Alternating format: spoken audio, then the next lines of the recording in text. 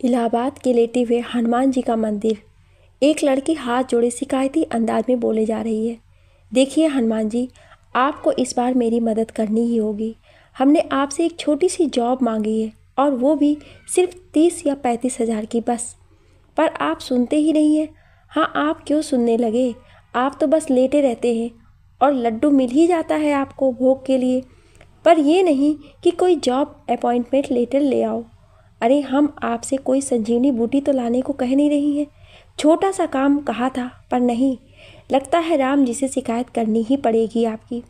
वो लड़की अपने ही धुन में हाथ जोड़े बोले जा रही थी कि तभी उसे वहाँ के पुजारी जी आवाज़ देते हैं, वसुंधरा बिटिया, ये लो तुम्हारा प्रसाद। वैसे कहीं जॉब लगी कि नहीं तुम्हारी? पुजारी जी ने मिठाई का डिब्बा वसुंधरा के हाथ में पकड़ाते हुए बोले, कहाँ पुजारी काका, उसी के लिए तो ट्राई कर रहे हैं, पर ये भी साथ दें तब ना। वसुंधरा ने लेटे हुए हनुमान जी की तरफ इशारा करते हुए पंडित जी से बोला, सब ठीक हो जाएगा, भरोसा रखो इन पे। पंडित जी ने कहा और अपने काम पर लग गए। वसुंधरा भी हाथ जोड़कर मंदिर के बाहर आ गई। वो खड़ी हुई सुर संगम को देखकर एक बार सर घुमा लिया। लेटे हुए हनुमान जी के मंदिर से खड़े होके देखने पर सारा संगम नजर आता है। दूर तक फैली गंगा नदी और अकबर का किला भी दिखता है। लेटे हुए हनुमान जी के मंदिर से बाहर आते वक्त बहुत सी दुकान लगी हुई है। यहाँ पर आपको कभी शांति नहीं मिलेगी, हाँ, पर मन की शांति जरूर मिलेगी। और कुंभ के दिनों में संगम का नज़ारा देखने लायक होता है। ऐसा लगता है जैसे खुद चांदनी उतर के धरा पर आ गया हो। और ये भी कहा जाता है कि दीपक की नगरी बसी हुई है यहाँ पर। वो लड़की अपना बैग लेके बाहर निकल ही रही थी। भीड़ होने की वजह से वो थोड़ा धीरे ही चल पा रही थी। कार्तिक पूर्णिमा थी, इसलिए स्नान करने वालों की तादाद बहुत ज़्यादा थी। वसुंधरा बाहर आई तो उसने एक ई रिक्शा लिया और बैठ गई अपना दुपट्टा समेट के उसमें। कहाँ जाना है मैडम जी? रिक्शे वाले ने पूछा। जी कटरा जाना है, वसुंधरा ने सामने देखते हुए कहा और रिक्शा चल पड़ा इलाहाबाद की सड़कों पर। वसुंधरा इलाहाबाद की सड़कों को देखती हुई ई रिक्शा में बैठी चली जा रही थी। वो इलाहाबाद यूनिवर्सिटी होती हुई कटरा मार्केट पहुंचती है और रिक्शे से उतर के उसे पैसे दे के आगे बढ़ जाती है। यहाँ वो एक छोटी क्लिनिक में काम करती थी, नर्स का। वसुंधरा ने नर्स की पढ़ाई की थी और कोई अच्छी सी जॉब खोज रही थी। उसके परिवार में अपना कहने के लिए सिर्फ उसकी बुआ थी और बुआ की बेटी रचना। फूफा जी थे, पर वो वसुंधरा को पसंद नहीं करते थे। वसुंधरा को वो बात बात पर ताने देते थे और वसुंधरा की बुआ का प्यार इन तानों पर मलहम का काम करती थी। वसुंधरा रचना की शरारतों में सब भूल जाती थी और मुस्कुरा देती थी। वसुंधरा कटरा मार्केट में चलती जाती है। नोतीराम शॉप से होती हुई वो एक गली में जाती है जहाँ गुलाटी क्लिनिक थी। एक छोटी सी क्लिनिक है, पर चलती बहुत थी क्योंकि यहाँ मार्केट में एक ही क्लिनिक थी। वसुंधरा आ गई क्या? डॉक्टर साहब ने केबिन में बैठे हुए पूछा। जी डॉक्टर साहब, वहाँ बैठे रिसेप्शनिस्ट ने बोला। सॉरी, देर हो गई आज, मैं जल्दी से काम पर लग जाती हूँ। वसुंधरा ने बैग रख के बालों को समेट के जूड़ा बनाते हुए कहा। हाँ जल्दी करो, मेहक ने कहा। वसुंधरा सारे पेशेंट की फाइल ले आई। 10 बज रहे थे कि तभी पेशेंट आना शुरू हुए। एक्सक्यूज़ मी, मेरा अपॉइंटमेंट था आज, एक लड़के ने मेहक से कहा। मेहक ने देखा और उसे अंदर जाने का इशारा किया। वो लड़का डॉक्टर के केबिन में चला गया। डॉक्टर साहब ने उससे बात की और वसुंधरा को आवाज़ लगा दी। वसुंधरा भी अपने काम में व्यस्त हो गई। हरिद्वार को हरि का द्वार भी कहा जाता है। लोग दूर दूर से यहाँ भोलेनाथ के दर्शन करने आते हैं। हर की पौड़ी पर स्नान कर लोग मंदिर में दर्शन के लिए जाते हैं। यहाँ पर 5 साल में एक बार महाकुंभ लगता है, जिसका नज़ारा बहुत ही अद्भुत होता है। इसी हरिद्वार के घाट पर आज विशेष पूजा का आयोजन किया गया है। चारों तरफ पुलिस वाले खड़े हैं और भीड़ की आवाज़ में सिर्फ हर हर महादेव की सुनाई दे रहा है। ये पूजा हर साल मल्होत्रा परिवार के मालिक की तरफ से होता है। इस दिन मल्होत्रा परिवार गरीबों में दान करते हैं और मंदिर को एक बहुत बड़ी राशि भी प्रदान करते हैं दान के रूप में। हर की पौड़ी पर स्नान करता एक लड़का, उम्र यही कोई 30 साल या 32 की होगी, चेहरे पर भोलेनाथ जैसा तेज है। वो गंगा जी में हाथ जोड़े खड़ा सूर्य को जल अर्पण कर रहा है। वो आंखें खोलता है और सूर्य से नजरें मिलाता है। उसकी आंखों में महादेव सा क्रोध है। वो बाहर निकल के आता है और सीढ़ियाँ चढ़ने लगता है। उसके आदमी उसके पीछे चल रहे हैं। वो मंदिर में आता है। पुजारी जी उसे तिलक करते हैं और हाथ में आरती का बड़ा सा जोत पकड़ा देते हैं जलता हुआ। वो लड़का लेता है और शिव तांडव मंत्र शुरू करता है। उस लड़के ने पूजा खत्म किया और जोत पुजारी जी को थमा दिया और हाथ जोड़कर महादेव के सामने खड़ा हो गया। कुछ देर बाद आंखें खोल के वो मंदिर के बड़े से प्रांगण में आता है और गरीबों को दान करना शुरू करता है। ये है ऋषि मल्होत्रा, हरिद्वार का करता धरता। लोग इसकी एक नज़र से कांप जाते हैं। दिल नहीं रखता है ये जी सिर्फ इसलिए रहा क्योंकि इस पे इसकी विधवा भाभी सुनैना और उनके बेटे ईशान की जिम्मेदारी है। सब उसे दुआएं दे रहे थे। करीब 3 घंटे बाद ऋषि आया और अपनी गाड़ी में बैठ गया। तभी उसका फ़ोन बजा। हाँ भाभी माँ, बस हम घर ही आ रहे हैं, ऋषि ने बोला और फ़ोन रख दिया। गाड़ी हरिद्वार के सड़कों पर दौड़ी जा रही है। कुछ देर बाद गाड़ी आकर एक बड़े से बंगले के पास रुकती है। चौकीदार गेट खोलता है। गाड़ी अंदर जाती है। गाड़ी अंदर आके बंगले के दरवाजे के बाहर रुकती है। दरवाजे पर एक औरत सादे से रंग की साड़ी पहने हाथों में पूजा की थाल लिए खड़ी थी। ऋषि उतरा और जाके उस औरत के पैर छू लिया झुक के। जीते रहिए देवर जी, सुनैना ने बोला और आरती कर उसे तिलक कर अंदर आने को बोला। ऋषि अपने भाभी के साथ अंदर आ गया। तभी ईशान दौड़ता हुआ आया। चाचू कहाँ थे आप? ईशान ने ऋषि के हाथ को पकड़ के बोला। हम तो यहीं थे, आप ही नहीं दिखे हमें सुबह से। ऋषि ने उसे गोद में उठा के उसके गालों पर चूमते हुए कहा। ऋषि का सारा गुस्सा, सारी परेशानी ईशान को देख के चली जाती थी और एक ईशान ही था जो ऋषि से अपनी सारी बातें मान लेता था। भाभी माँ, हम रेडी होके आते हैं, आप नाश्ता लगा दीजिए। ऋषि ने ईशान को खाने की मेज के पास लगी कुर्सी पर बैठाते हुए कहा। जी देवर जी। सुनैना ने ईशान के दूध का गिलास उसके सामने रखते हुए कहा। ऋषि अपने कमरे में चला गया। अरे कमला, नेहा नहीं आई अभी तक, पूछो कहाँ है वो? सुनैना ने टेबल पर नाश्ता लगाते हुए कहा एक सर्वेंट से। नेहा इस घर में केयर टेकर की जॉब करती थी। ईशान को पढ़ाना और सुनैना के लिए रखी गई थी और बहुत वफादार थी। सुनैना ने कहा तो कमला फ़ोन करने लगी। तभी नेहा उसे सामने दरवाजे से आते हुए दिखाई दी। भाभी जी आ गई वो, कमला ने कहा। माफ़ कर दो भाभी जी, वो मेरे ससुराल वाले सुबह सुबह आ गए थे तारीख पक्की करने, अभी अभी गए हैं। नेहा ने बैग रखते हुए कहा। ओहो, तो बहुत जल्दी है दूल्हे राजा को ले जाने की आपको? सुनैना ने कहा तो नेहा शर्मा गई। क्या भाभी आप भी? नेहा ने बस शर्मा के इतना ही कहा। नेहा सुनैना का हाथ बटाने लगी। कुछ देर में ऋषि रेडी होके आया और खाने की मेज के पास आके बैठ गया। ईशान अभी भी बिना दूध पिए बैठा था। ईशान, अभी तक दूध नहीं पिया आपने? ऋषि ने ईशान की तरफ देख के बोला। ईशान उठा और उसकी गोद में आके बैठ गया। आज तक तो आपके हाथ से दूध की गिलास ख़त्म करता है, ये कैसे ख़त्म हो जाएगा खुद से फिर? सुनैना ने ऋषि को नाश्ता देते हुए कहा। सुना है तुम्हारा रिश्ता तय हो गया है नेहा, कब है शादी? ऋषि ने ईशान को टोस्ट खिलाते हुए बोला। जी सर, अगले महीने की 2 तारीख को। नेहा ने डरते हुए बोला। तो जॉब छोड़ दोगी तब तो? ऋषि ने बिना उसकी तरफ देखते हुए बोला। जी, पर आपसे एक काम था सर। नेहा डरते हुए बोली। क्या हुआ, शादी में कोई प्रॉब्लम है क्या? खर्च ज़्यादा है तो भाभी माँ से बोल के ले लेना जो ज़रूरत हो, ऋषि ने शांत भाव से बोला। ऋषि के पास दिल नहीं था, पर किसी ज़रूरतमंद की हेल्प के लिए वो हमेशा खड़ा रहता था, इसलिए पूरा हरिद्वार उसको सपोर्ट करता था। वो कुछ भी करे, पूरा हरिद्वार उसके साथ होता था।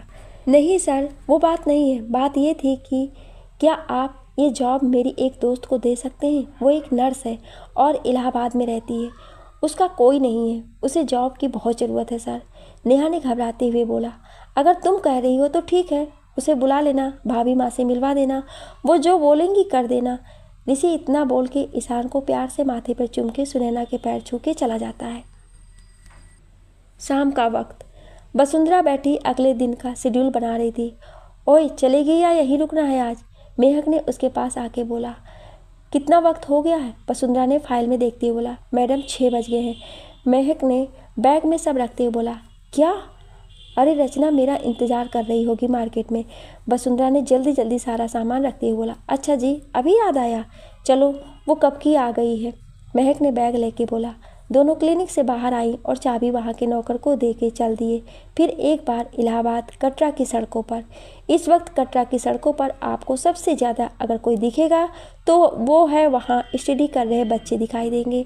सारे बच्चे इसी वक्त बाहर निकलते हैं और चाय पीते हैं, साथ में बैठ के और बातें करते हैं, और कटरा की सारी सड़कें उन्हीं लड़के लड़कियों से भरी रहती है।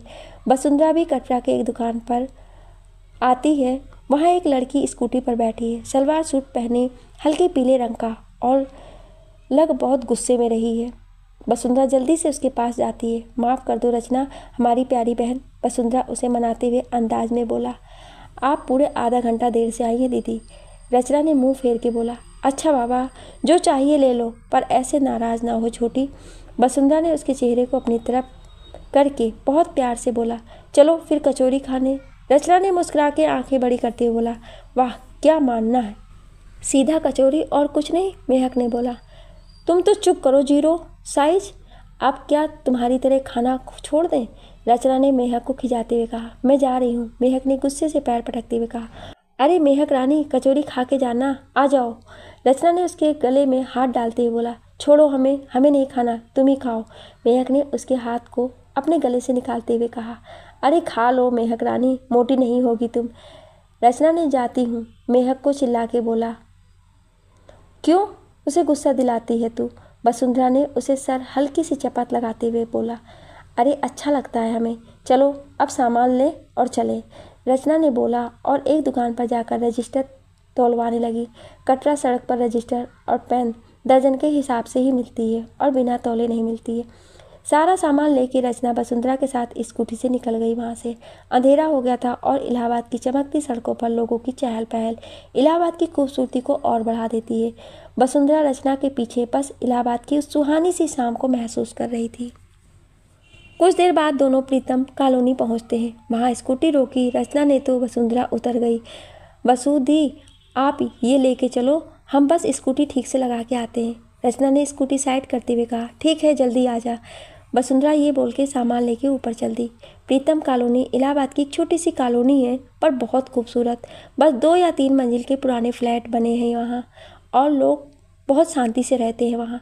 सामने एक छोटा सा बगीचा भी है। वसुंधरा जाकर एक गेट के पास खड़ी होती है, जिसकी नेम प्लेट पर आलोकनाथ कश्यप लिखा था। वसुंधरा ने बेल बजाई तो एक औरत ने दरवाज़ा खोला। अरे बसु, आ गई? बेटा आ जाओ। रचना कहाँ है? वसुंधरा की बुआ ने पूछा। जी बुआ जी, आ रही है, बस स्कूटी लगा रही है। वसुंधरा ने अपने साथ लाई हुई सामान अपनी बुआ को देते हुए कही। रचना भी आ गई। माँ पानी दो। रचना ने सोफे पर बैठते हुए कहा। ये लो, वसुंधरा ने उसे गिलास देते हुए कहा। तभी वसुंधरा का फ़ोन बज गया। हाँ नेहा मैडम, कैसी हो? तुम्हारी शादी क्या तय हो गई? आप तो हमें भूल ही गई बिल्कुल। वसुंधरा ने अपने कमरे में जाते हुए बोला। अरे नहीं रे, ऐसी बात नहीं है, बस काम ज़्यादा था इसलिए बात नहीं कर पाई। सुन, तू हरिद्वार में जॉब करेगी? नेहा ने कहा। जॉब? और हरिद्वार में? पूछना पड़ेगा बुआ जी से, वसुंधरा ने सोचते हुए बोला। वसु देख, जॉब बहुत अच्छी है, सैलरी भी बहुत अच्छी है, ऐसा मौका नहीं मिलेगा वसु, तू सोच ले। मैंने बात कर लिया है तेरे लिए, तू सोच के बता दे, नेहा ने उसे समझाते हुए बोला। कुछ देर दोनों ने बात की और नेहा ने शादी में आने को बोलकर फ़ोन रख दिया। वसुंधरा सोचे पड़ गई। रचना आई तो उसने वसुंधरा को खोए हुए पाया। क्या हुआ वसुदी? नेहा दी का फ़ोन था क्या? रचना ने वसुंधरा के सामने बैठते हुए कहा। हाँ, वसुंधरा धीरे से बोली। क्या हुआ दी, कोई बात है क्या? रचना ने पूछा। नेहा ने मेरे लिए जॉब खोजा है, एक सैलरी भी अच्छी है और काम भी, पर वो हरिद्वार में है। सोच रही हूँ क्या करूँ। रचना कुछ बोलने ही वाली थी कि वसुंधरा की बुआ ने अंदर आते हुए बोला। बेटा, अगर अच्छी जॉब मिल रही है तो करने में कोई बुराई नहीं है। और क्या हुआ कि जॉब यहाँ ना मिल के कहीं और मिल रहा है? तुम ये सोचो बस कि आगे कैसे बढ़ना है। वसुंधरा की बुआ ने उसके पास बैठ के उसका हाथ पकड़ के बोला। पर बुआ, फूफा जी, उनसे क्या बोलेंगे? वसुंधरा ने परेशान होकर बोला। उनकी चिंता तू मत कर, बोल देंगे एक हॉस्पिटल में मिली है जॉब। तू नेहा को फ़ोन करके हाँ बोल दो बस। वसुंधरा की बुआ ने बोला तो रचना और वसुंधरा दोनों ने उन्हें गले लगा लिया, दोनों तरफ से। थैंक यू बुआ जी, वसुंधरा ने बोला। बुआ जी उठ के काम करने चली गई। वसुंधरा ने नेहा को फ़ोन करके हाँ बोल दी और हफ्ते के एंड में आने को बोल दिया। कुछ देर बाद वसुंधरा के फूफा जी आलोक कश्यप आए। वसुंधरा उनके आने पर अपने कमरे में ही रहती थी, जब तक वो खा के अपने कमरे में नहीं चले जाते थे। जब आलोक जी आए तो रचना बाहर गई कमरे की। पापा आ गए आप? हम पानी लाते हैं आपके लिए, रचना बोल के किचन में पानी लेने चली गई। आलोक जी कमरे में गए अपने और चेंज करके हाथ मुँह धो के आए। सोफे पर बैठे तो रचना पानी की गिलास आगे कर देती है। आलोक जी लेके पी लेते हैं। खाना लगा दूँ? रचना की माँ ने पूछा। हाँ जी, आलोक जी ने बोला। रचना की माँ किचन में चली गई। रचना भी रसोई घर में आई और प्लेट में खाना निकाल के ले आई। आलोक जी ने खाना शुरू किया। रचना और मम्मी इसी इंतज़ार में थे कि आलोक जी खाएं और उनसे बात की जाए। आलोक जी खाना खा रहे थे और सब खड़े होकर देख रहे थे कि वो खाएं और सब बात करें। आलोक जी ने खाना खाया और हाथ धोने बस वॉश बेसिन के पास चले गए। रचना प्लेट उठा के रसोई घर में चली गई। आलोक जी टॉवल से हाथ पोंछते हुए सोफे पर बैठ गए। जैसे ही आलोक जी आकर बैठे वैसे ही वसुंधरा जी की बुआ सुषमा जी ने कहा, जी वो आपसे एक बात करनी थी। आलोक जी ने अखबार उठा के कहा, हाँ बोलिए। सुषमा जी ने थोड़ा डरते हुए कहा, वो बसु को जॉब मिली है हरिद्वार के एक हॉस्पिटल में, वो जॉब करने जाना चाहती है। इस बार सुषमा जी थोड़ा झूठ बोल चुकी थी, पर क्या करती, उनके पास कोई चारा भी नहीं था। अच्छा है, चली जाए, मनहूसियत जाएगी, तभी कुछ अच्छा होगा इस घर में। आलोक जी ने जैसे ही ये बोला तो सब उनकी तरफ देखने लगे। उन्होंने जो आगे बोला उसे सुन के सब उनकी तरफ हैरानी से देखने लगे। चली जाए, वैसे भी दिन रात उसे यहाँ देख के मैं चैन से नहीं रहता। बोल दो जाए, टिकट मैं करा देता हूँ। इतना बोल के वो चले गए। सुषमा रचना के साथ ये बात दरवाजे पर खड़ी वसुंधरा ने भी सुन लिया था। उसकी आंखों में आंसू गिरने लगे ये सब सुन के। वसुंधरा के माँ पापा के जाने के बाद सुषमा जी उसे यहाँ अपने घर ले आईं और उसे बहुत प्यार दिया, पर आलोक जी को वसुंधरा को देखकर बस गुस्सा आता था। वो वसुंधरा को कभी भी देखना पसंद नहीं करते, पर वसुंधरा की बुआ उसे कभी उदास नहीं होने देती। इसी बात को लेकर आलोक जी और सुषमा में लड़ाई हो जाती थी। सुषमा जी जो भी खरीदती वो रचना और वसुंधरा दोनों को लेती, पर आलोक जी से छुप के ही वसुंधरा को देती थी। वसुंधरा की पढ़ाई उसके पिता के द्वारा छोड़े गए पैसों से हुई थी और कुछ सुषमा जी ने दिया था। वसुंधरा भी 11वीं क्लास में आते ही घर में ट्यूशन पढ़ाने लगी थी और उन्हीं पैसों से अपनी ज़रूरतों को पूरा करती थी। बचपन से आज तक आलोक जी ने उसे तानों के अलावा और कुछ नहीं दिया था। जब सुषमा जी ने वसुंधरा को दरवाजे के पीछे खड़ा देखा तो वो समझ गई कि उसने सब सुन लिया है। वो उसके कमरे में गई। रचना भी उनके पीछे गई। वसुंधरा दरवाजे के पास वैसे ही खड़ी थी। सुषमा जी ने वसुंधरा को बैठाते हुए कहा, अरे बसु, तू उनकी बात को दिल पर मत ले बेटा, वो थके हुए हैं ना, इसलिए ऐसे बोल गए। मैं क्या सच में मनहूस हूँ बुआ? वसुंधरा ने जैसे ये बोला तो सुषमा जी ने उसे सीने से लगा लिया। ना बसु, ऐसा कभी मत बोलना। अरे रचना से पहले इस घर में तेरी ही किलकारी की आवाज़ गूंजी थी मेरी बच्ची। रचना के आने से पहले तूने मुझे माँ का एहसास दिया था। तू तो इतनी प्यारी है कि जहाँ जाएगी वहाँ बस खुशियाँ होगी मेरी बच्ची। सुषमा जी ने उसे सीने से लगाए कहा। वसुंधरा उनके सीने से लगी रोए जा रही थी। सुषमा जी ने वसुंधरा के आंसू पोंछते हुए कहा, देखना एक दिन तेरे फूफा जी भी तुझसे प्यार करेंगे। अब चल, चुप हो जा। अब तो हाँ मिल गई ना, अब जाने की तैयारी कर बस। हाँ, और वहाँ जाके मुझे भूल मत जाना वसु दीदी। रचना ने वसुंधरा को पीछे से पकड़ते हुए कहा। चलो अब खाना खा लो। सुषमा जी ने दोनों के गालों को छूते हुए कहा। सबने साथ में खाना खाया और रचना वसुंधरा दोनों सफाई में लग गई किचन की। सुषमा जी बाहर फैला सामान समेटने लगी। सुषमा, परसों रात की ट्रेन है, कल तक का वक्त है, तो बोल दो अपना सारा सामान ले ले और काम कर ले कि बार बार यहाँ आने की ज़रूरत ना हो। ये कहकर आलोक जी वापस अपने कमरे में चले गए। सुषमा, रचना और वसुंधरा ने सुन लिया था। सबने काम किया और अपने अपने कमरे में आ गए। वसुंधरा बैठी सोच रही थी कि तभी रचना ने उससे उदास होकर कहा, बसु दी, नेहा दी को बता दो कि आप परसों यहाँ से निकल जाओगे, उसे भी तो पता होना चाहिए। हाँ, वसुंधरा ने इतना कहा और नेहा को फ़ोन कर सब बता दिया। नेहा सुन के बहुत खुश हुई और जल्दी का आने को बोल के फ़ोन रख दिया। वसुंधरा लेट गई तो रचना ने उसे पकड़ लिया और सो गई, पर वसुंधरा की आंखों में नींद नहीं थी। वो बस खिड़की से बाहर देख रही थी और महसूस कर रही थी इस रात के सन्नाटे को। हरिद्वार रात का वक्त। सुनैना बैठी ईशान को गोद में लिए सुला रही थी कि तभी उसे ऋषि की गाड़ी की आवाज़ सुनाई दी। सुनैना ने ईशान को वैसे ही गोद में लिए कहा, कमला खाना गर्म कर दो, भैया आ गए हैं। ऋषि अंदर आया तो देखा सुनैना ईशान को गोद में लिए सुला रही थी। ऋषि ने ईशान के सर को सहला के कहा, सो गया है भाभी माँ? हाँ भैया, बहुत मुश्किल से सोया है, लाइए हम इसे कमरे में ले जाएं। ऋषि ने ईशान को अपनी गोद में लेते हुए कहा। सुनैना ने ईशान को उसकी गोद में दिया और सर का पल्ला ठीक करते हुए बोली, ठीक है, और हाथ मुंह धो के आ जाइए, हम खाना लगा देते हैं। ऋषि ईशान को लेके उसके कमरे में चला गया। ईशान को सुला के उसके पास एक नौकर को छोड़ के बाहर चला आया।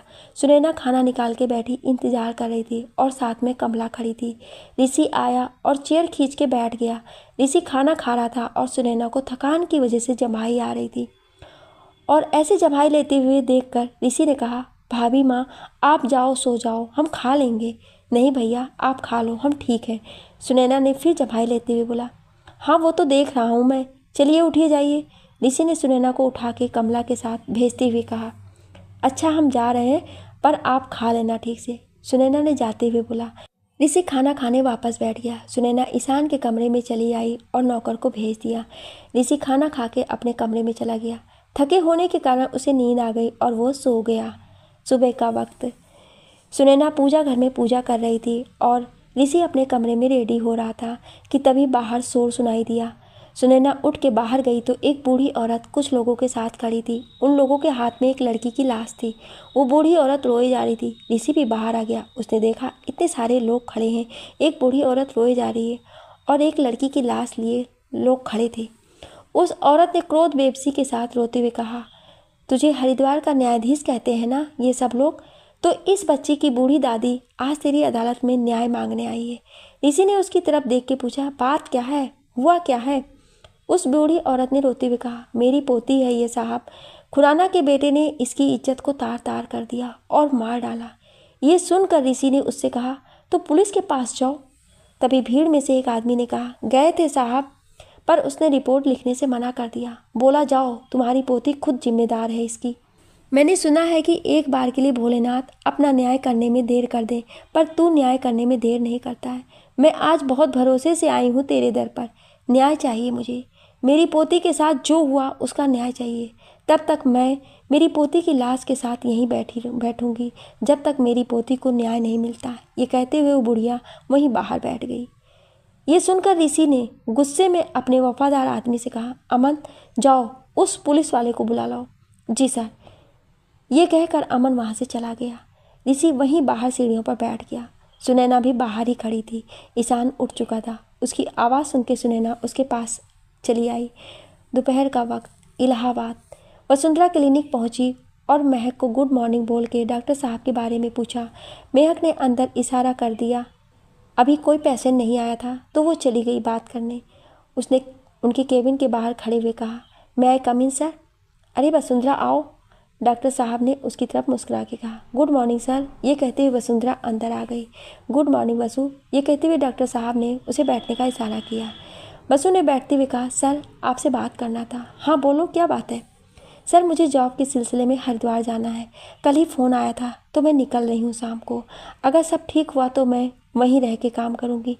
वसुंधरा के कहने पर डॉक्टर साहब थोड़ा उदास हो गए क्योंकि वसुंधरा जैसी नर्स उन्हें नहीं मिल सकती थी जो सारा काम बहुत ठीक से करती थी।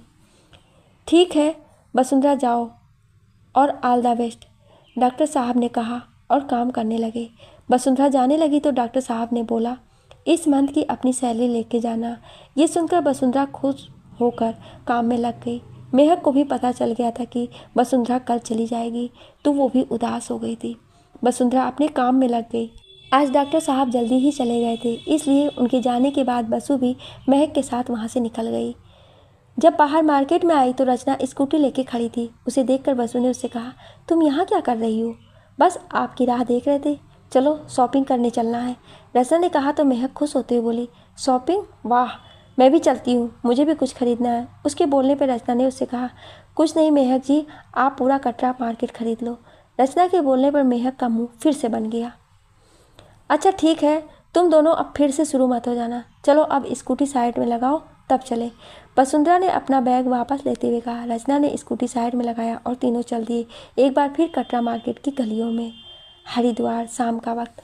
ऋषि के सामने खाकी वर्दी पहने अफसर खड़ा था।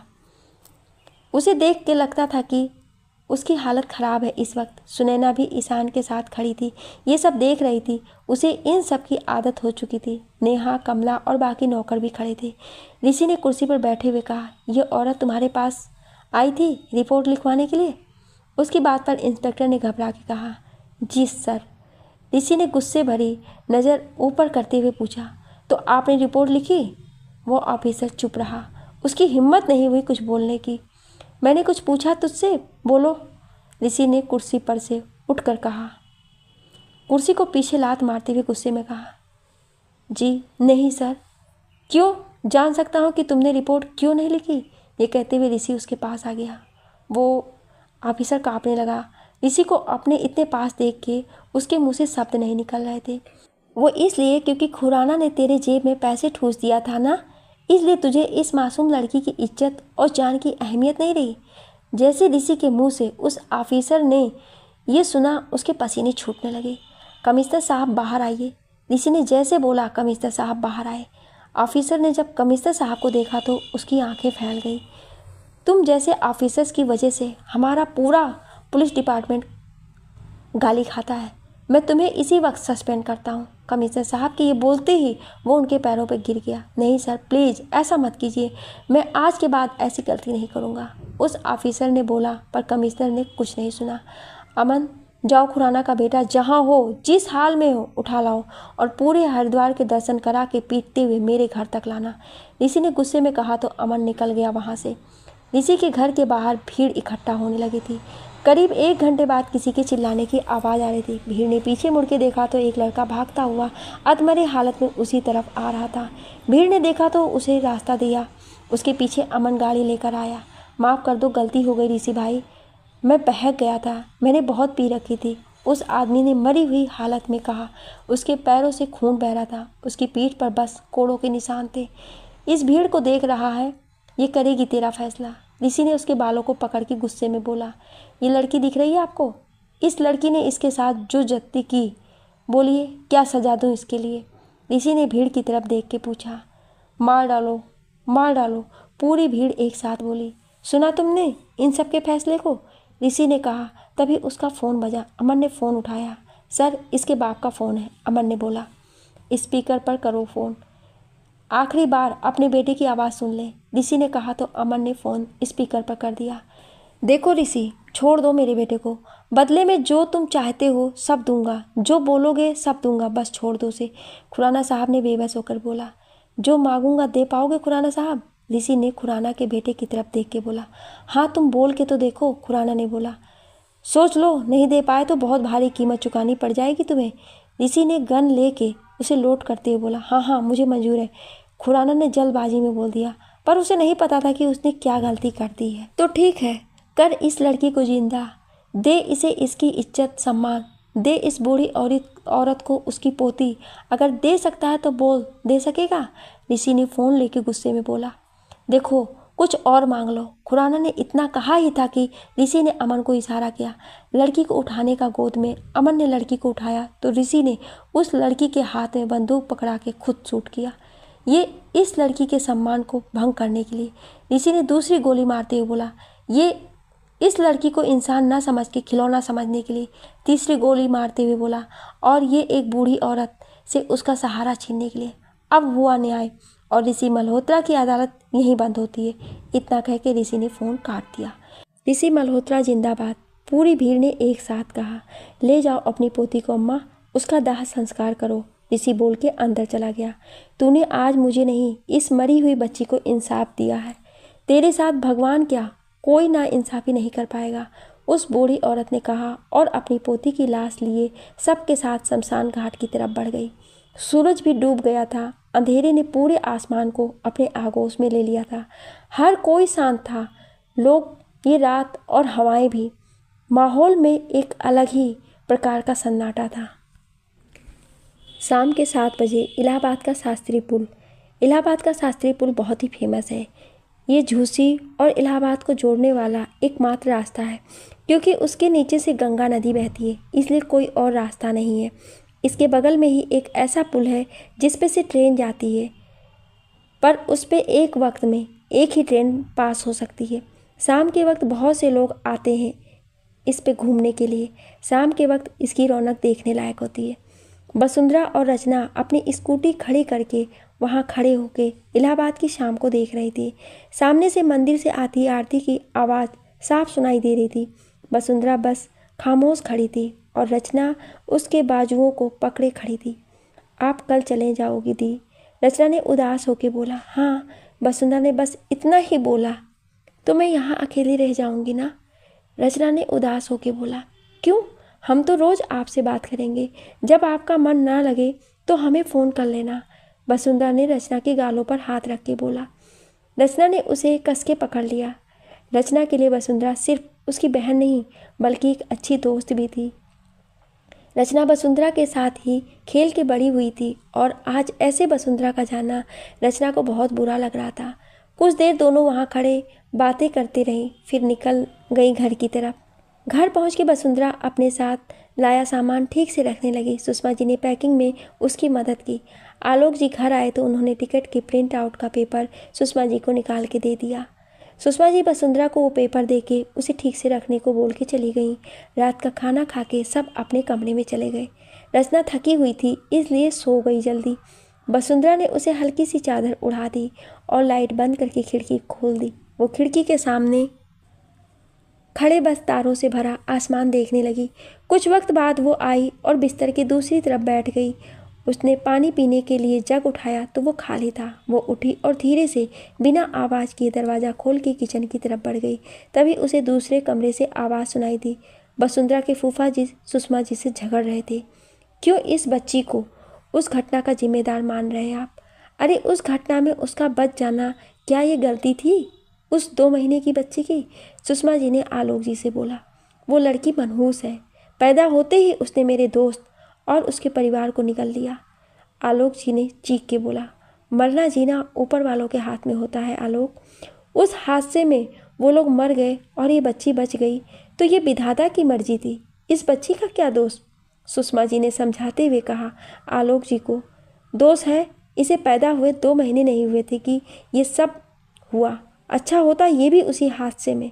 आलोक जी इतना ही कह पाए थे कि सुषमा जी ने हवा में अपना हाथ उठा के रोक दिया। आज ये हाथ रुक गए क्योंकि आप मेरे पति हैं, वरना ये शब्द कहने के लिए मैं आपको छोड़ती नहीं।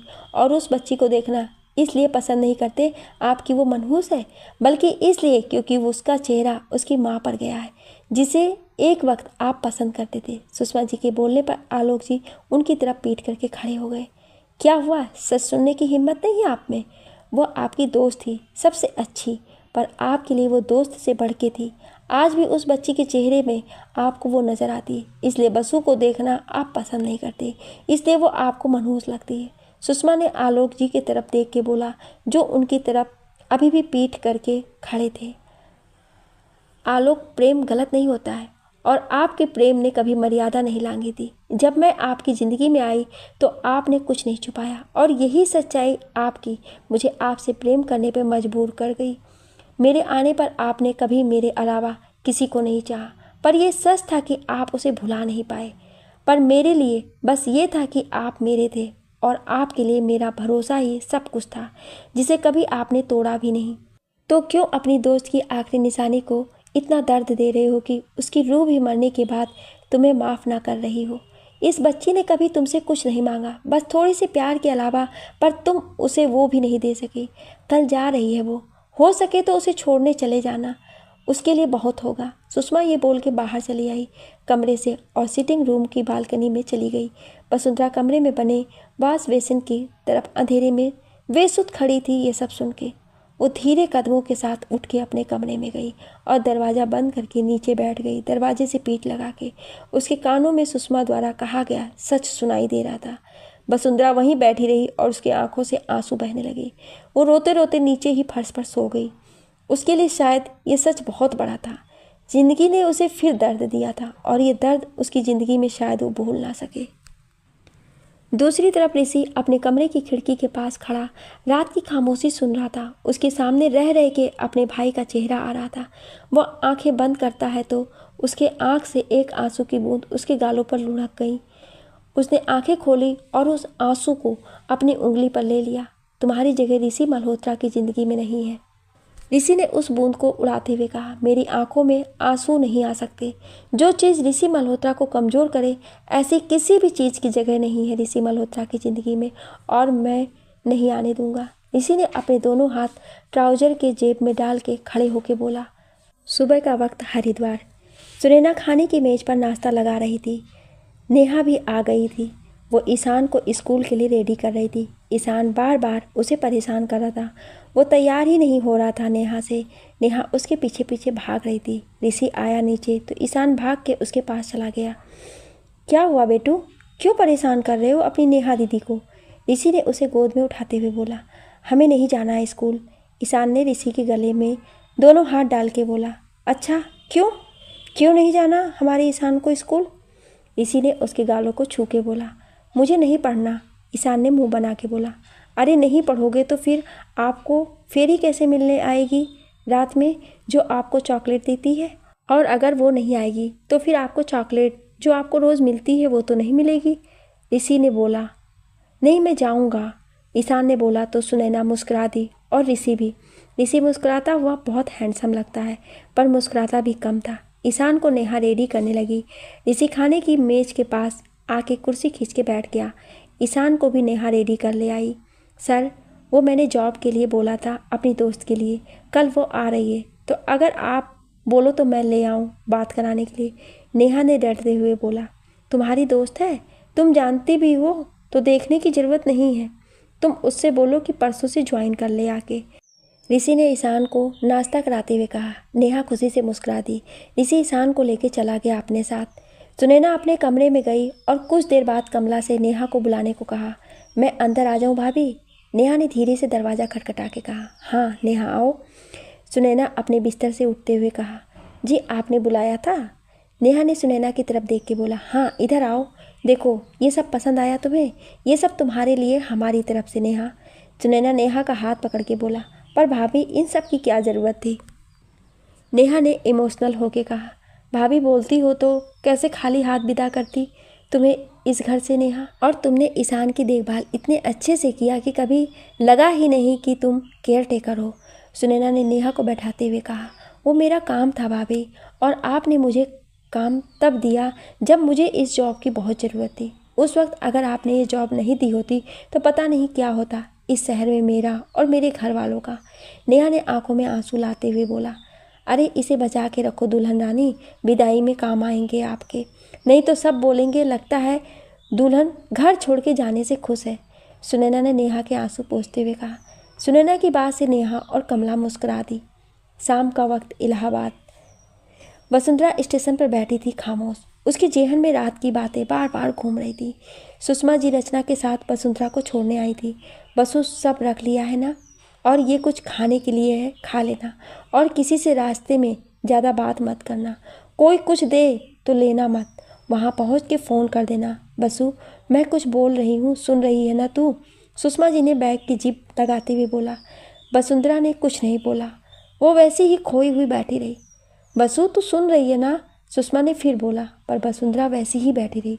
बसु, वसु। सुषमा जी ने उसे आवाज़ दी तो वसुंधरा चौंके बोली। हाँ बुआ, वसुंधरा ने बोला। क्या हुआ वसु, तू ठीक है ना? कोई बात है क्या? तबीयत तो ठीक है ना तेरी? सुषमा जी ने वसुंधरा का हाथ अपने हाथ में लेते हुए बोला। जी बुआ जी, सब ठीक है। वसुंधरा ने उनकी तरफ देख के बोला।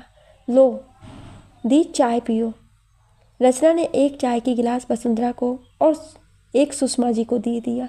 ट्रेन आने में अभी वक्त था। सुषमा जी बाहर से खाना पैक कराने चली गई। रचना वहीं बैठी हुई थी। वसुंधरा खामोश बैठी हुई थी। तभी रचना को आलोक जी आते हुए दिखाई दिए। पापा यहाँ पर? रचना उन्हें देख के हैरानी से बोली। वसुंधरा ने सुना तो वो भी हैरान से सामने देखने लगी। पापा, आप यहाँ? रचना ने आलोक जी के पास जाते हुए बोला। जी, वो कुछ काम से इस तरफ आया था। काम हो गया तो घर जा रहा था, पर याद आया कि कोई होगा नहीं वहाँ, तो यहीं आ गया। आलोक जी ने नज़रें चुरा के बोला। वसुंधरा वैसे ही वहाँ खड़ी थी। मेरे लिए एक चाय ले आओ रचना। आलोक जी ने बोला तो रचना चली गई। आलोक जी वसुंधरा के पास बढ़े और सीट पर बैठ गए, पर वसुंधरा वैसी ही खड़ी थी, सर नीचे किए। बैठ जाओ वसु, आलोक जी ने धीरे से बोला। वसुंधरा ने जैसे ये सुना तो वो आलोक जी की तरफ देखने लगी। आज इतने सालों बाद पहली बार आलोक जी ने वसुंधरा को वसु कह के बुलाया था। वसुंधरा नम आंखों से बैठ गई उनके पास थोड़ा दूर। सारा सामान ले लिया है ना तुमने? आलोक जी ने सामने पटरी की तरफ देखते हुए कहा। जी। वसुंधरा ने बस इतना बोला। दोनों के बीच खामोशी थी। एक बात पूछूं आपसे? वसुंधरा ने धीरे से सर नीचे किए बोला। हाँ, आलोक जी ने वैसे ही सामने बैठे देखते हुए कहा, माँ कैसी दिखती थी? वसुंधरा ने जब ये बोला तो आलोक जी को हैरानी हुई, पर वो फिर समान हो गए। तुम्हारी तरह थी वो, बिल्कुल। उसकी आंखें बहुत खूबसूरत थी, बिना भोले भी सब बोल देती थी वो अपनी आंखों से। शरारती भी थी बहुत ज़्यादा, जैसी आप हो जाती हैं रचना के साथ। वो कभी किसी का दिल नहीं दुखाती थी, बिल्कुल आपकी तरह। आलोक जी ने सामने देखते हुए बोला, माँ से आप कितना प्यार करते थे?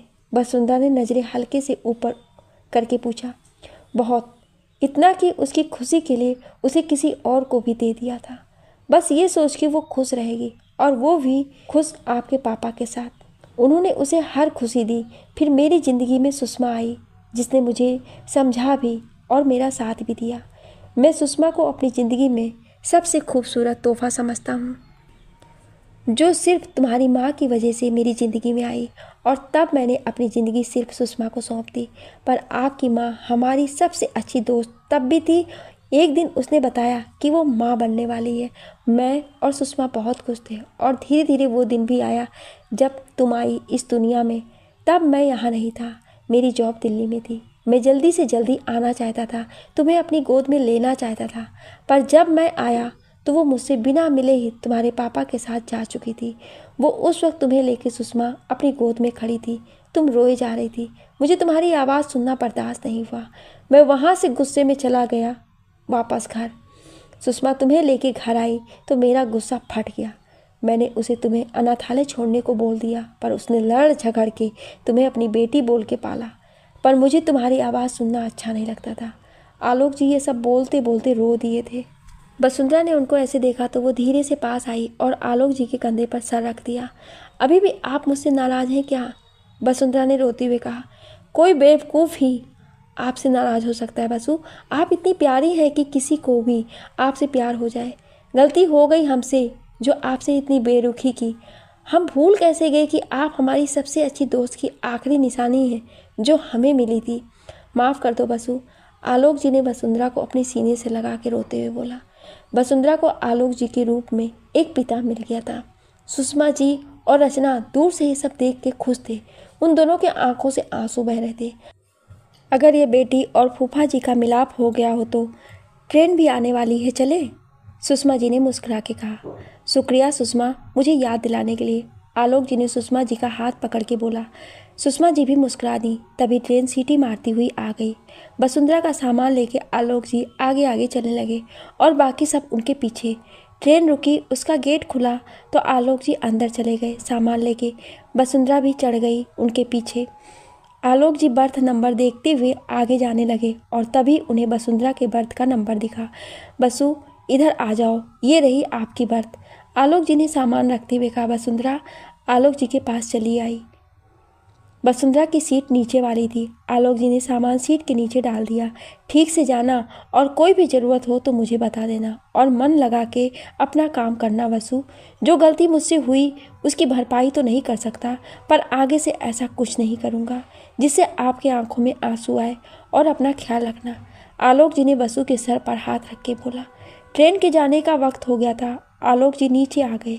वसुंधरा खिड़की के पास आके बैठ गई। सुषमा जी और रचना खिड़की पर खड़े थे। दी, ख्याल रखना अपना और फ़ोन करते रहना मुझे। रचना ने कहा।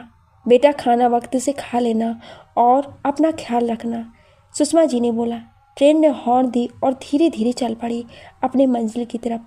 सुषमा जी और बाकी सब ने हाथ उठा के उसे दूर तक जाते हुए देखा। वसुंधरा खामोश नम आंखों से इलाहाबाद को पीछे छोड़ रही थी। वसुंधरा पीछे छूट रहे इलाहाबाद को देख रही थी, गंगा को देख रही थी और उसकी आखिरी शाम को रात में बदलते देख रही थी। उसकी ज़िंदगी का नया सफ़र शुरू हो रहा था यहाँ से। वसुंधरा को इलाहाबाद छोड़े पूरे 4 घंटे हो गए थे।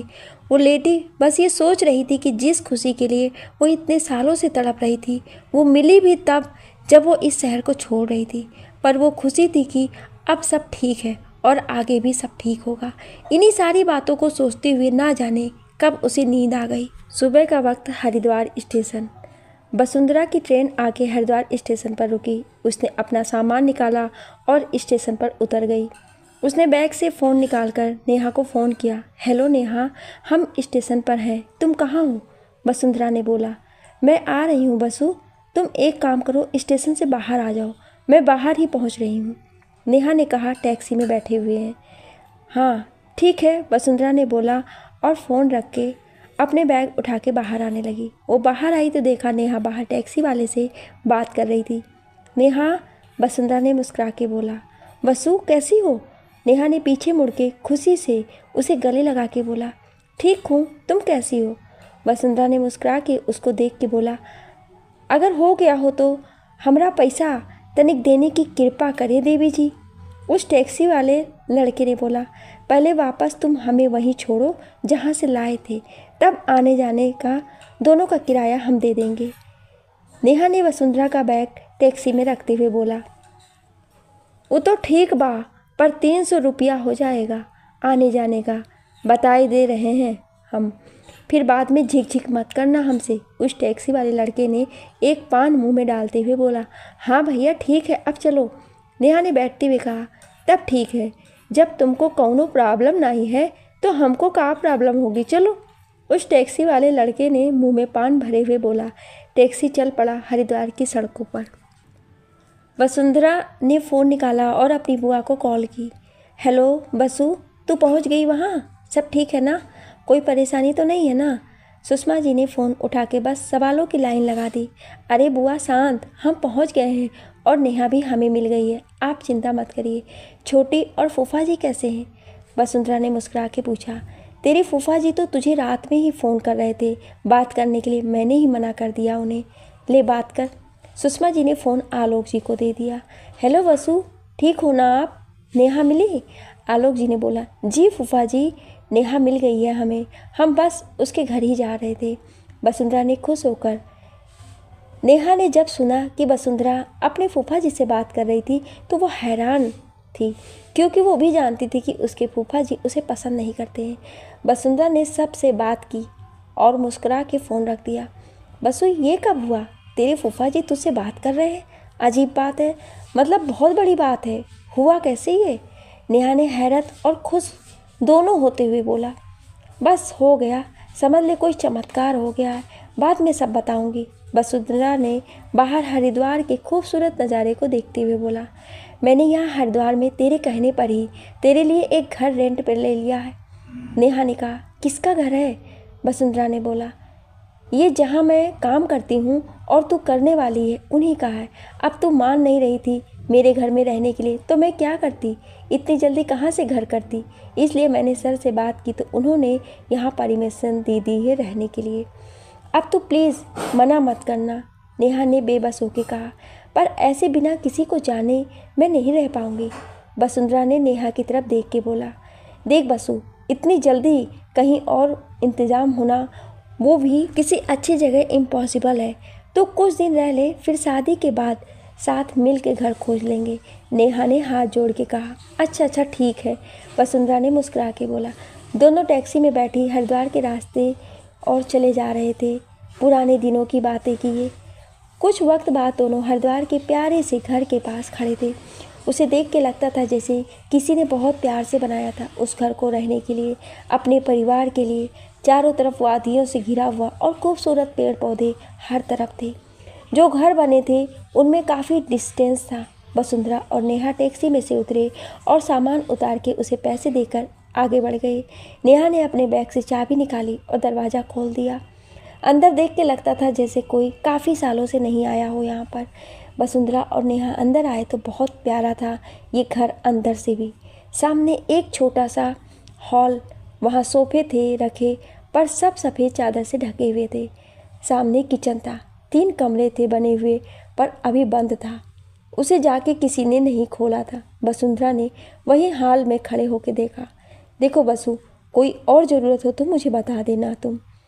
वैसे यहाँ सब कुछ होगा ही तो तुम्हें कुछ खरीदने की ज़रूरत नहीं है। नेहा हाल की सारी खिड़कियों को खोलते हुए कहा।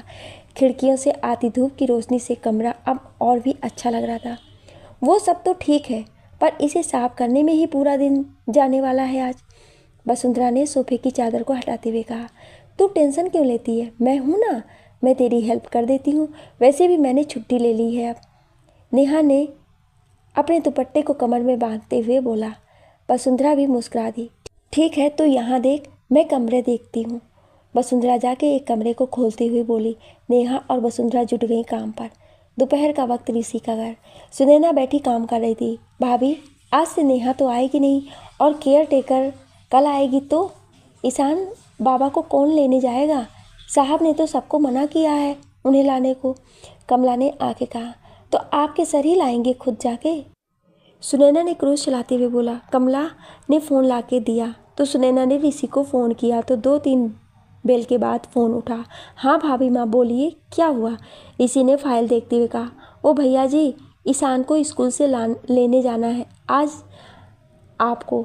नेहा अब नहीं आएगी और नई केयर टेकर कल से आएगी, तो इसलिए ये काम आपको करना होगा आज।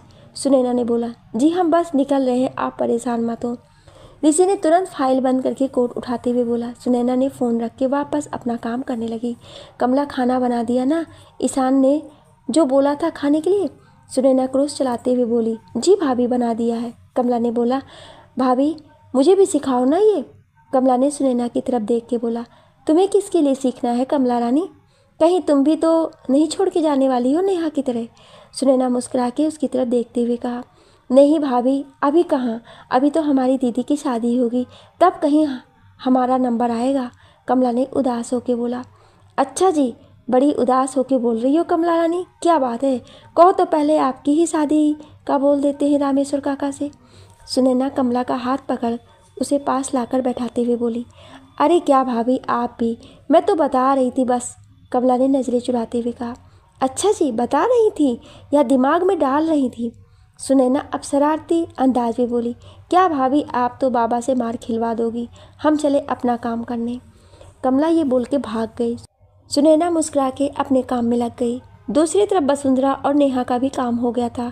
पूरा घर साफ करते हुए उन्हें 4 बज गए थे। नेहा ने कहा, चलो तुम फ्रेश हो जाओ जल्दी से, मैं भी हाथ मुंह धो लेती हूँ, तब चलते हैं हरिद्वार के मार्केट, तुम्हारे किचन के लिए सामान ले आते हैं, कुछ और मंदिर भी चलते हैं, गंगा आरती भी देख लेंगे। ठीक है बैठो, हम आते हैं, वसुंधरा बोल के कमरे में चली गई। नेहा सोफे को ठीक कर रही थी। करीब 1 घंटे बाद वसुंधरा सादी सी नीली साड़ी पहने गीले बालों के साथ आई और हाथ में नीले रंग की हल्की सी सादी सी चूड़ियाँ, हाथों में और माथे में छोटी बिंदी नीले रंग की। नेहा उसे देख के सीटी मारती है। लगता है आज हरिद्वार के सारे लौंडों का हाल बुरा होने वाला है। ऐसी खूबसूरती देख के नेहा ने आंख मारते हुए बोला। चले अगर आपका हो गया हो तो, क्योंकि आपको वापस घर भी जाना होगा। वसुंधरा ने मोजड़ी पहनते हुए कहा। नहीं, आज हम यहीं रहेंगे आपके साथ पूरी रात। नेहा ने उसके गले में हाथ डालते हुए बोला। आंटी जी को बता दिया है ना? वसुंधरा ने कहा। जी। नेहा ने दोनों आंखों को बंद करके और खोलते हुए मुस्कुरा के कहा। अच्छा चलो, वसुंधरा ने बोला। दोनों निकल गए हरिद्वार की सड़कों पर एक बार फिर। यहाँ की शाम भी बहुत खूबसूरत होती है और हल्की हल्की ठंड पड़ने लगती है शाम को। सड़कों पर काफ़ी लोग दिखाई दे रहे थे इस वक्त। वसुंधरा नेहा से बातें किए चली जा रही थी कि तभी नेहा ने साइकिल वाले एक रिक्शे को रोका और उसे हर की पौड़ी पर चलने को कह दिया। दोनों आके उस पर बैठ गईं।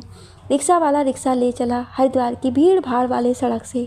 वसुंधरा बहुत ध्यान से सब देख रही थी, क्योंकि उसे सब वैसा ही लग रहा था जैसे इलाहाबाद में था। वही शाम, वही सूरज का गंगा नदी के पानी में डूबते हुए मिल जाना, वही शोर जो कटरा के मार्केट में रहती थी, वही इस लोगों की आती आवाज़ें। बस बदला था तो साथ, कभी वो रचना के साथ घूमती थी, आज नेहा है। वसुंधरा रचना को मिस कर रही थी। इन्हीं सब बातों को सोचते हुए वो सब हर की पौड़ी पर पहुँचे। रिक्शे वाले को पैसे देके आगे बढ़े। नेहा उसे हर की पौड़ी के बारे में बता रही थी। हर शाम सूर्यास्त के समय साधु सन्यासी गंगा आरती करते हैं। उस समय नदी का नीचे की ओर बहता जल पूरी तरह से रोशनी में नहाया होता है। तुम भी देखना, बहुत अच्छा लगेगा तुम्हें। नेहा ने घाट की सीढ़ियों पर जाते हुए कहा। वहाँ इस वक्त काफ़ी भीड़ रहती थी। काफ़ी लोग इस वक्त आरती में हिस्सा लेने आते थे। कुछ वक्त बाद मंदिर के बड़े पंडित आए और आरती शुरू किया। नेहा ने और वसुंधरा ने सर ढक लिया और हाथ जोड़ के खड़े हो गए। वसुंधरा आरती की रोशनी में गंगा के पानी को देख रही थी। आधे घंटे बाद आरती खत्म हुई और सब आरती लेके जाने लगे। वसुंधरा ने भी आरती ली और नेहा के साथ बाहर आ गई। दोनों मार्केट की तरफ बढ़ चली। मार्केट में आके घर के किचन के सामान, पर्दे, सोफे की कवर, बेडशीट, बहुत सारी चीज़ें ले ली थी उन दोनों ने। बसु चल गोलगप्पे खाते हैं, बहुत दिन हो गए हैं साथ में खाए हुए। नेहा ने वसुंधरा की तरफ देख के बोला। पर ये सारा सामान? वसुंधरा ने दोनों हाथों के सामान को दिखाते हुए बोला, जो दोनों के हाथों में था। अरे वहीं कहीं रख के खा लेंगे, चलो ना बसु प्लीज़। नेहा ने मुंह बना के कहा तो वसुंधरा मान गई। दोनों गईं और सामान बगल में रख के खाना शुरू किया। और जो एक बार खाना शुरू किया तो सीधा 20-25 गोलगप्पे खाने के बाद ही रुकी दोनों। वाह भैया क्या गोलगप्पे थे, शुक्रिया खिलाने के लिए, नेहा ने गोलगप्पे खाते हुए बोला। दोनों ने पैसे दिए और ऑटो रिक्शा कर वापस घर आ गई। सारा सामान रख के दोनों आके बिस्तर पर पड़ गईं। ऋषि का घर, रात का वक्त। सुनैना दूध का गिलास लेके ऋषि और ईशान के पास आई। ईशान ऋषि के साथ ही लेटा कहानी सुन रहा था। चलो दूध पी लो आप दोनों, सुनैना ने अंदर आते हुए कहा। नहीं मुझे नहीं पीना, ईशान ने ऋषि के गले में हाथ डाल के उसे लिपटते हुए बोला। अच्छा अभी दूध पी लो, कल मत पीना पक्का, ऋषि ने उसे उठा के बैठाते हुए कहा। तो वो सुनैना के पास चला आया। सुनैना वहीं सोफे पर बैठी उसे गिलास दे दी। ऋषि ने अपना गिलास बगल के मेज पर रख दिया। हाँ तो कौन सी कहानी सुना रहे थे आप? कि चाचू आज आपको, सुनैना ने ऋषि के कमरे को ठीक करते हुए कहा। सिंड्रेला की, ईशान ने दूध का गिलास आधा ख़त्म करके बोला। अच्छा और इनकी सिंड्रेला कब आएगी बताया आपके चाचू ने? सुनैना ऋषि की तरफ देख के बोली। चाचू की भी सिंड्रेला है? उन्होंने तो कभी नहीं बताया मुझे। ईशान ऋषि को घूर रहा था। भाभी माँ बस, ईशान जाओ दूध ख़त्म करके सो जाओ, ऋषि ने लैपटॉप पर कुछ करते हुए बोला। वो क्या है ना ईशान, अभी आपके चाचू को खुद नहीं पता कि उनकी सिंड्रेला कहाँ है, सुनैना मुस्कुराते हुए बोली। सुनैना आई और ईशान को गोद में उठा ली और मुस्कुरा के जाते हुए बोली। भैया अब अपनी भी सिंड्रेला खोज के ले आओ कि हमें भी प्यारी सी सखी मिल सके। सुनैना के ये बोल के चली गई। ऋषि खामोश बस काम कर रहा था। अपने भाई की मौत के बाद ऋषि ने देखा था अपनी भाभी की ज़िंदगी को, इसलिए वो किसी और लड़की की ज़िंदगी में ये नहीं लाना चाहता था। ईशान था इसलिए सुनैना भाभी ने खुद को संभाल लिया, उसमें खुद को पूरी तरह समर्पित करके। सुनैना के पति के जाने के बाद उसकी ज़िंदगी जैसे रुक गई, उसकी ज़िंदगी सी जैसे सारे रंग चले गए थे। पर ईशान की मुस्कुराहट ने उसको जीने का, जिंदा रहने का जरिया दे दिया था। उसने ऋषि को हमेशा ईशान की तरह अपना बेटा ही माना, कभी भी उसके सामने रोई नहीं कि कहीं वो कमज़ोर ना हो जाए। और ये सब ऋषि बहुत अच्छे से जानता था। पर यह भी एक सच था कि ऐसी कोई लड़की ऋषि की ज़िंदगी में नहीं आई जो एक पल के लिए मोहब्बत में जान और एक दिन के लिए जहान दे दे। कोई ऐसी नहीं आई जो उससे प्यार करे, ना कि उसके ऋषि मल्होत्रा होने से प्यार करे। ऋषि मल्होत्रा से सब प्यार करते थे पर ऋषि से कोई नहीं प्यार करता था। इन्हीं सब बातों ने उसको जर्जर कर दिया था। वो पत्थर का हो चुका था। ऋषि बीती हुई बातों को सोचते सोचते सो चुका था। दूसरी तरफ वसुंधरा रचना से बातें कर उसे हरिद्वार के बारे में बता रही थी। रचना तो इतनी खुश थी यहाँ के बारे में सुन के कि वो भी आना चाहती थी। वसुंधरा ने उससे कुछ देर बात की और फ़ोन रख दिया। नेहा तब तक चाय बना लाई। शुक्रिया, वसुंधरा ने कप पकड़ते हुए कहा। कल से आपकी जॉब शुरू हो रही है, मैं बता देती हूँ तुझे वहाँ सब के बारे में। नेहा ने सुनैना के बारे में, ईशान के बारे में और ऋषि के बारे में बताया उसे, और ये भी बोला कि सबसे घुले मिले पर उनसे दूर रहे, बाकी सब ठीक है। वसुंधरा ना जाने क्यों ऋषि का नाम सुन के थोड़ा अजीब सी हो गई। दोनों ने चाय ख़त्म की और सोने चली गईं। क्या होगा दोनों की पहली मुलाकात में, जानने के लिए सुनिए अगले भाग में।